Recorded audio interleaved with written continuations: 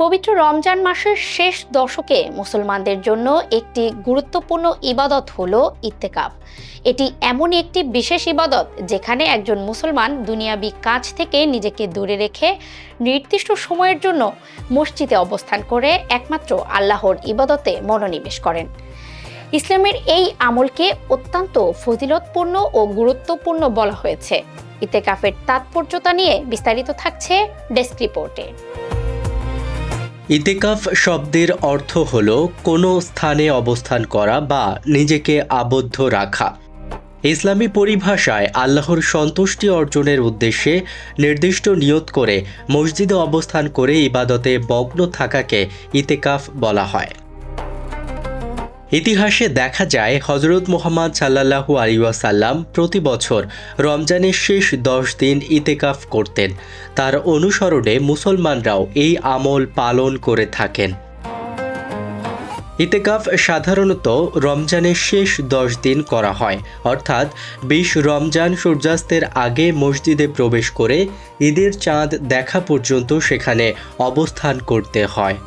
এই সময়ের মধ্যেই রয়েছে মহিমান্বিত লাইলাতুল কদর, যার ফজিলত হাজার মাসের ইবাদতের চেয়েও বেশি বলে উল্লেখ রয়েছে কোরআনে। ইতিকাফ সঠিকভাবে পালনের জন্য কিছু নিয়ম রয়েছে, যেমন নিয়ত করা। ইতিকাফ শুরু করার আগে আল্লাহর সন্তুষ্টির উদ্দেশ্যে নিয়ত করতে হবে। পুরুষদের জন্য মসজিদে অবস্থান করা আবশ্যক। নারীরা চাইলে নিজেদের ঘরের নির্দিষ্ট নামাজের স্থানে ইতিকাফ করতে পারেন। ইতিকাফ অবস্থায় অপ্রয়োজনীয় কথা, ঝগড়া বা দুনিয়াবি কাজে জড়ানো থেকে বিরত থাকতে হয়। এই সময় বেশি বেশি নামাজ, কোরআন তিলাওয়াত, জিকির, তাসবিহ ও দোয়া করা উত্তম।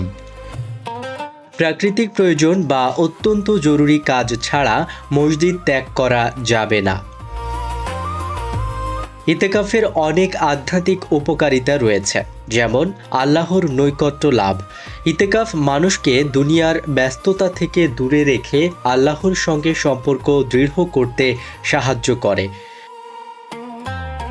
এই সময় আন্তরিক তওবা ও ইবাদতের মাধ্যমে আল্লাহর ক্ষমা লাভের সুযোগ সৃষ্টি হয়। রমজানের শেষ দশকে ইতিকাফ পালন করলে মহিমান্বিত লাইলাতুল কদরের রাত পাওয়ার সম্ভাবনা বেশি থাকে। ইতিকাফ মানুষের আত্মসংযম, ধৈর্য এবং ইবাদতের প্রতি আগ্রহ বাড়ায়।